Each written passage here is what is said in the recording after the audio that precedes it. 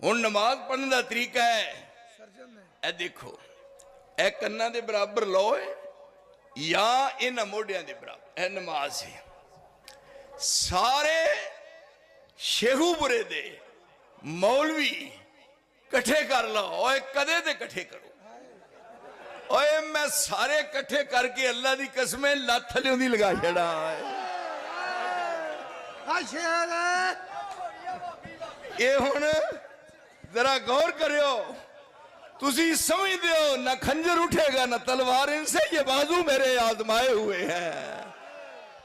ये हुण नमाज दी नीयत मेरे को पूछो, नमाज वुजू कीता है, नमाज दी नीयत ए कन्ना दी लौ दे बराबर मोढियां दे बराबर नमाज दी नीयत है। देखो इधर ए नीयत इथे सुन्नत दे मुताबिक, क्यों जी सुन्नत दे मुताबिक ए की इधर देखो मर गए।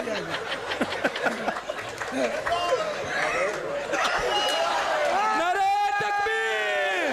फिर देखिए मेरी बात सुनो, माशाअल्लाह। ओए नमाज अव्वल तो आखिर तक अरबी है मेरे बरादर, नमाज अव्वल तो आखिर तक अरबी है।